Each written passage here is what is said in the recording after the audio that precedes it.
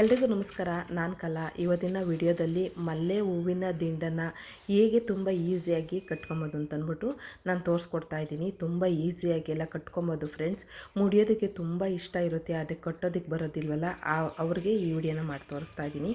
ನೋಡಿ, ಒಂದು ಸ್ವಲ್ಪ ನಾವು ಮೊಗ್ಗೆಲ್ಲ ತೊಗೊಂಬಂದಿದ ತಕ್ಷಣವೇ ಹೂವು ಕಟ್ಟಬೇಕಾದ್ರೆ ನೋಡಿ ಈ ರೀತಿ ನೀರನ್ನು ಚಿಮ್ಕಿಸ್ಕೊಳೋದ್ರಿಂದ ಬೇಗ ಹೂವು ಮೊಗ್ಗು ಎಲ್ಲ ಅರಳೋದಿಲ್ಲ, ಹೂವು ಎಲ್ಲನ ಅರಳೋದಿಲ್ಲ. ಹಾಗಾಗಿ ಒಂದು ಸ್ವಲ್ಪ ನಾನು ನೀರನ್ನು ಚಿಮ್ಕಿಸ್ಕೊಂಡಿದ್ದೀನಿ. ಅದು ಹೂವು ಕಟ್ಟೋರು ಹೇಳಿದ್ದು, ಆ ಟಿಪ್ಸನ್ನು ಹೂವು ಕಟ್ಟೋರು ಹೇಳಿದ್ದು. ನಾನು ಇಲ್ಲಿ ನೋಡಿ ದಪ್ಪ ದಾರ ತೊಗೊಂಡಿದ್ದೀನಿ, ಸಪ್ನೂಲೆಲ್ಲ ತೊಗೊಂಡಿಲ್ಲ. ಸಪ್ನೂಲಲ್ಲಿ ಒಂದು ಸಲ ನಾನು ನಾಳೆ ಮಾಡಿಬಿಟ್ಟು ತೋರಿಸಿದ್ದೀನಿ ಹೇಗೆ ದಿಂಡನ್ನು ಸುತ್ಬೋದು ಅಂತಂದ್ಬಿಟ್ಟು. ನೋಡಿ, ಇವಾಗ ನಾನು ಒಂದು ತುದಿಯಿಂದನ ಕಿರುಬೆಳೆಗೆ ನೋಡಿ ಈ ಥರ ದಾರನ ಸುತ್ಕೊತಾ ಇದ್ದೀನಿ. ನೋಡಿ, ಈ ಥರ ಸುತ್ಕೊಬೇಕಾಗುತ್ತೆ. ಸುತ್ತಾದಮೇಲೆ ನೋಡಿ ಕಿರುಬೆಳ್ಳಿಂದ ಈಗ ತೋರ್ಬೆರಳು ಇರುತ್ತಲ್ವ, ಅಲ್ಲಿಗೆ ಆ ದಾರನ ತೊಗೊಬೇಕಾಗುತ್ತೆ. ಅದಾದಮೇಲೆ ನಾವು ಹೂವನ್ನ ಮಾಮೂಲಿ ಯಾವ ರೀತಿ ನಾಟಾಕ್ತೀವೋ ಅದೇ ರೀತಿ ಒಂದು ಸಲ ನಾವು ನಾಟಾಕೊಬೇಕಾಗುತ್ತೆ. ನೋಡಿ, ಈ ರೀತಿ ಹೂವು ಮಾಮೂಲಿ ಎಲ್ಲ ಹೂವನ್ನ ಯಾವ ರೀತಿ ಕಟ್ತೀವೋ ಅದೇ ರೀತಿ ಕಟ್ಕೊಳೋದು. ಅದಾದಮೇಲೆ ನೋಡಿ ಇದನ್ನು ಬಿಟ್ಬಿಡೋದು, ಮುಂದಕ್ಕೆ ಬಿಡೋದು. ನಾವು ಕಟ್ಟಿರೋ ಹೂವನ್ನ ಮುಂದಕ್ಕೆ ಬಿಟ್ಬಿಟ್ಟು ಆಮೇಲೆ ನಾವು ಒಂದು ಬೇಕು ಅಂದರೆ ಒಂದು, ಎರಡು ಬೇಕು ಅಂದರೆ ಎರಡು, ನಮ್ಗೆ ಎಷ್ಟು ಬೇಕೋ ಅಷ್ಟು ನಾವು ಹೂವದ ಮೊಗ್ಗನ್ನು ತೊಗೊಂಡು ಕಟ್ಕೊಬೇಕಾಗುತ್ತೆ. ಇದೆಲ್ಲ ಅಳ್ಳುಬಿಟ್ಟಿದೆ, ಏಕೆಂದರೆ ಒಂದು 4-5 ದಿವಸ ಆಗಿದೆ ನಾನು ಹೂವು ತೊಗೊಂಡು, ಕಟ್ಟೋದಕ್ಕೆ ಆಗಿರಲಿಲ್ಲ.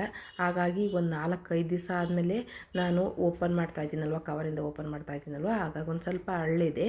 ನೀವು ಮೊಗ್ಗನ್ನೇ ಮಧ್ಯಾಹ್ನ ಟೈಮಲ್ಲಿ ಮೊಗ್ಗನ್ನೇ ಕಟ್ಟಬೇಕಾದ್ರೆ ಬೇಗ ಅರಳೋದು ಇಲ್ಲ, ಮತ್ತು ನೀರು ಚಿಮ್ಕಿಸ್ಕೊಂಡ್ರೆ ಅರಳೋದು ಇಲ್ಲ. ನೋಡಿ, ಈ ರೀತಿ ಹೂವನ್ನು ಬೆರಳಿನ ತುದಿ ಭಾಗಕ್ಕೆ ಹಿಡ್ಕೊಂಡು ಮುಂದೆ ಹೂವು ಇರಬೇಕು, ಹಿಂದೆ ತೊಟ್ಟಿರಬೇಕು ಫ್ರೆಂಡ್ಸ್. ನೋಡಿ, ನಿಮಗೆ ತೋರಿಸ್ತಾ ಇದ್ದೀನಿ. ಮುಂದೆ ಹೂವು ಇದೆ, ಹಿಂದೆ ತೊಟ್ಟಿದೆ. ಆ ತೊಟ್ಟಿನ ಹಿಂಭಾಗದಿಂದ ನಾವು ಒಂದು ರೌಂಡು ದಾರನ ತರಬೇಕಾಗುತ್ತೆ. ನೋಡಿ, ನಾನು ಸಲ ತೋರಿಸ್ತೀನಿ. ತೊಟ್ಟಿನ ಹಿಂಭಾಗದಿಂದ ಎಲ್ಲನೂ ಅಷ್ಟೇ ನಾವು ತೊಗೊಂಬರೋದ್ರಿಂದ ಸುತ್ಕೊಬೋದು. ಗಂಟು ಹಾಕೋಂಗಿಲ್ಲ, ನಾಟ್ ಹಾಕೋಂಗಿಲ್ಲ, ಏನಿಲ್ಲ. ನೋಡಿ, ಇದೇ ರೀತಿ ನಾವು ಬೆರಳಿನ ತುದಿಗೆ ಹೂವಿನ ತೊಟ್ಟಿರುತ್ತಲ್ಲ, ತೊಟ್ಟನ್ನು ಇಟ್ಕೊಂಡು ಎಲ್ಲ ಹೂವನ್ನು ಬಿಟ್ಬಿಟ್ಟು ತೊಟ್ಟಿಗೆ ಮಾತ್ರ ನಾವು ಸುತ್ತಬೇಕಾಗುತ್ತೆ. ನೋಡಿ, ನಿಮ್ಗೆ ಕಾಣಿಸ್ತಾ ಇರ್ಬೋದು, ನಾನು ತೊಟ್ಟನ್ನು ಮಾತ್ರ ಇಟ್ಕೊಂಡು ಸುತ್ತುತ್ತಾ ಇದ್ದೀನಿ. ಅದಾದಮೇಲೆ ಆ ತೊಟ್ಟನ್ನು ಒಂದು ಸ್ವಲ್ಪ ಜರುಗಿಸ್ಬಿಟ್ಟು ಮತ್ತೆ ಹೊಸ ಹೂವನ್ನ ಇಟ್ಬಿಟ್ಟು ಆಮೇಲೆ ಬೆರಳಿನ ತುದಿ ಭಾಗಕ್ಕೆ ಹೊಸ ಹೂವನ್ನ ಇಟ್ಬಿಟ್ಟು ಆಮೇಲೆ ಎಲ್ಲ ಹೂವನ್ನು ಹೀಗೆ ನಾವು ಗಂಟಾಕ್ತೀವಿ, ನಾಟಾಕ್ತೀವಿ, ಅದೇ ರೀತಿ ಹಾಕೊಬೇಕಾಗುತ್ತೆ. ಒಂದು ರೌಂಡ್ ಸುತ್ತೋದಷ್ಟೇ. ತುಂಬ ಈಸಿಯಾಗಿ ನಾವು ಕಟ್ಕೊಬೋದು. ನಮ್ಗೆ ಗೊತ್ತೇ ಇರೋದಿಲ್ಲ ಇಷ್ಟು ಈಸಿನ ಅಂತಂದ್ಬಿಟ್ಟು. ಒಂದೇ ಸಲ ನಾವು ದಿಂಡನ್ನು ಸುತ್ತೋದು ನೋಡಿಕೊಂಡ್ರೆ ಸಾಕು, ಒಂದೇ ಸಲ ಬಂದ್ಬಿಡುತ್ತೆ ಆಗುತ್ತೆ. ದಾರ ಎಲ್ಲನ ಒಂದು ಸ್ವಲ್ಪ ಟೈಟ್ ಆಯ್ತು ಅಂತಂದರೆ ನಾವು ಕಿರು ಬೆರಳಲ್ಲಿ ಸುತ್ತಿದ್ದೀವಲ್ಲ, ಆ ದಾರನ ಒಂದು ರೌಂಡ್ ಬಿಚ್ಚೋದ್ರಿಂದ ಆರಾಮಾಗಿ ಈಸಿಯಾಗಿ ನಾವು ನಾಟ್ ಹಾಕೊಬೋದು. ನೋಡಿ, ಇದೇ ರೀತಿ ಸುತ್ಕೊಂಡು ಹೋಗೋದಷ್ಟೇ. ನಮಗೆ ಎಷ್ಟು ಉದ್ದ ಬೇಕೋ ಅಷ್ಟು ಉದ್ದ ಸುತ್ಕೊಂಡು ಹೋಗೋದು. ನಾವು ಸುತ್ತೋದಕ್ಕೆ ಕಿರು ಬೆರಳಿಗೆ ದಾರನ ಇಟ್ಕೊಂಡಿದ್ದೀವಲ್ಲ, ಆ ಕಿರು ಬೆರಳಿಗೆ ಎಷ್ಟು ಉದ್ದ ಬೇಕೋ ಅಷ್ಟು ಮಾತ್ರ, ನಮಗೆ ಹೂವು ಎಷ್ಟು ಉದ್ದ ಬೇಕೋ ಅಷ್ಟು ಮಾತ್ರ ನಾವು ದಾರನ ಬಿಟ್ಕೊಬೇಕಾಗುತ್ತೆ. ಈ ಸುತ್ತುತ್ತೀವಲ್ಲ, ಅದು ಒಂದು 2-3 ಅಷ್ಟು ಉದ್ದ ಇರಬೇಕಾಗುತ್ತೆ. ಇಲ್ಲಾಂತಂದರೆ ಹೂವು ಕಟ್ಟೋದು ನಮ್ಗೆ ದಿಂಡೆಲ್ಲನೂ ಸಾಲ್ಟೇಜ್ ಬಂದುಬಿಡುತ್ತೆ. ನಮ್ಗೆ ಎಷ್ಟು ಉದ್ದ ಬೇಕೋ ಅಷ್ಟು ಉದ್ದ ಕಟ್ಕೊಳೋದಕ್ಕೆ ಆಗೋದಿಲ್ಲ. ಹಾಗಾಗಿ ನಾವು ಸುತ್ತುತ್ತೀವಲ್ಲ, ಆ ದಾರ ಮಾತ್ರ 2 ಪಟ್ಟು ಜಾಸ್ತಿ ಇರಬೇಕಾಗುತ್ತೆ. 2 ಪಟ್ಟು 3 ಪಟ್ಟು ಜಾಸ್ತಿ ಇರಬೇಕು. ನಾವು ಕಿರು ಬೆರಳಲ್ಲಿ ಸುತ್ಕೊಂಡಿದ್ದೀವಲ್ಲ, ಅದು ಮಾತ್ರ ನಮಗೆ ಎಷ್ಟು ಉದ್ದ ಬೇಕೋ ಹೂವು ಅಷ್ಟು ಉದ್ದ ಮಾಡಿಕೊಂಡ್ರೆ ಸಾಕಾಗುತ್ತೆ. ಸಪ್ನೂಲಲ್ಲಿ ಕಟ್ಕೊಂಡ್ರೆ ನಾವು ಏನು ಮಾಡಬೇಕು ಅಂದರೆ ಒಂದು ಸಪ್ನೂಲ್ ಇರುತ್ತಲ್ಲ, ಅದನ್ನು 3 ಎಳೆ ಮಾಡಿಕೊಂಡು ಆಮೇಲೆ ನಾವು ಕಟ್ಕೊಬೇಕಾಗುತ್ತೆ. ಇದು ನನ್ನ ದಪ್ಪ ನೂಲು ಅಂದರೆ ಇದು ಉಲ್ಲನ್ ಇರುತ್ತಲ್ವ, ಆ ಉಲ್ಲನ್ ತಗೊಂಡಿರೋದ್ರಿಂದ ಒಂದೇ ಎಳೆಯಲ್ಲಿ ನಾವು ಸುತ್ಕೊಂಡ್ರೆ ಸಾಕಾಗುತ್ತೆ ಫ್ರೆಂಡ್ಸ್. ಇದೇ ರೀತಿ ಮಲ್ಲಿಗೆ ಹೂವನೂ ಕಟ್ಕೊಳೋದು. ಮಲ್ಲಿಗೆ ಹೂವಿನ ದಿಂಡನ್ನು ಹೇಗೆ ಮಾಡೋದು ಅಂತಂದ್ಬಿಟ್ಟು ನಾನು ಅಲ್ಲೇ ಅಪ್ಲೋಡ್ ಮಾಡಿ ಹಾಕಿದ್ದೀನಿ.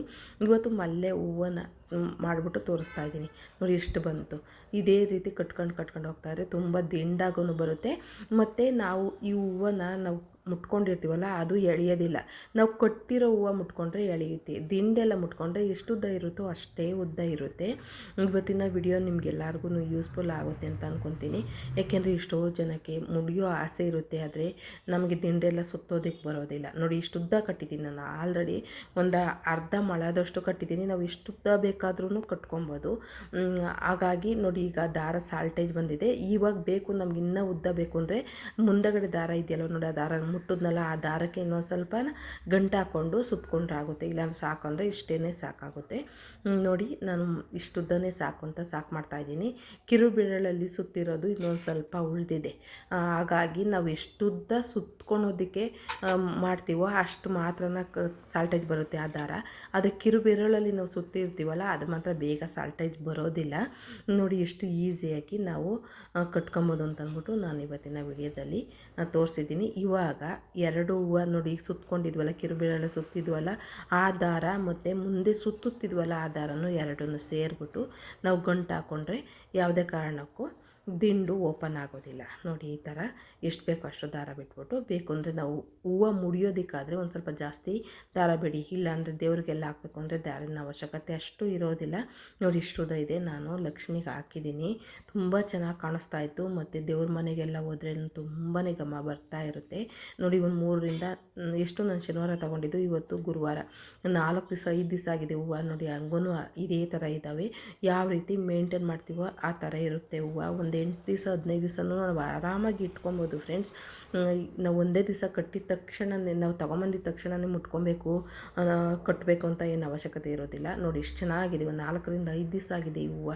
ನಾನು ತೊಗೊಂಡು ಕಟ್ಟೋದಕ್ಕೆ ಆಗಿರಲಿಲ್ಲ, ದಿಂಡು ಸುತ್ತೋದಕ್ಕೂ ಆಗಿರಲಿಲ್ಲ, ಹಾಗಾಗಿ ಹಾಗೇ ಮಡಗಿದೆ. ತುಂಬ ಚೆನ್ನಾಗಿದೆ, ನನಗಂತೂ ತುಂಬಾ ಇಷ್ಟ ಆಯಿತು. ನೀವೂ ಅದೇ ರೀತಿ ಮಾಡಿಕೊಂಡ್ರೆ ತುಂಬಾ ಚೆನ್ನಾಗಿರುತ್ತೆ. ಈಗ ನಾನು ದೇವ್ರ ಮನೆಯಲ್ಲಿ ಲಕ್ಷ್ಮಿಗೆ ಹಾಕ್ಬಿಟ್ಟು ತೋರಿಸ್ತೀನಿ. ಎಷ್ಟು ಚೆನ್ನಾಗಿ ಕಾಣಿಸ್ತಾಳೆ ಗೊತ್ತಾ, ನಮ್ಮ ಪುಟ್ಟ ಲಕ್ಷ್ಮಿ ತುಂಬಾ ಚೆನ್ನಾಗಿ ಕಾಣಿಸ್ತಾಳೆ. ಈ ಹೂವು ಮುಡಿಯೋದ್ರಿಂದ ಇನ್ನೂ ಲುಕ್ಕು ಜಾಸ್ತಿ ಬರುತ್ತೆ. ನೋಡಿದ್ರಲ್ಲ ಇಷ್ಟು ಸಿಂಪಲ್ಲಾಗಿ ನಾವು ದಿಂಡನ್ನು ಸುತ್ಬೋದು ಅಂತ ಅಂದ್ಬಿಟ್ಟು ಇವತ್ತಿನ ವಿಡಿಯೋದಲ್ಲಿ ನಿಮ್ಮ ಜೊತೆ ಹಂಚ್ಕೊಂಡಿದ್ದೀನಿ. ಈ ವಿಡಿಯೋ ನಿಮ್ಮೆಲ್ಲರಿಗೂ ಇಷ್ಟ ಆಗಿದೆ ಅಂತ ನಾನು ತಿಳ್ಕೊಂಡು ಇವತ್ತಿನ ವಿಡಿಯೋನ ಎಂಡ್ ಮಾಡ್ತಾಯಿದ್ದೀನಿ. ಮತ್ತೊಂದು ಹೊಸ ವಿಡಿಯೋದೊಂದಿಗೆ ನೀವು ಭೇಟಿಯಾಗೋಣ. ಅಲ್ಲಿವರೆಗೂ ಧನ್ಯವಾದಗಳು. Thank you. ಇಷ್ಟೊತ್ತು ವಿಡಿಯೋ ನೋಡಿದ್ದಕ್ಕೆ ಧನ್ಯವಾದಗಳು. Thank you.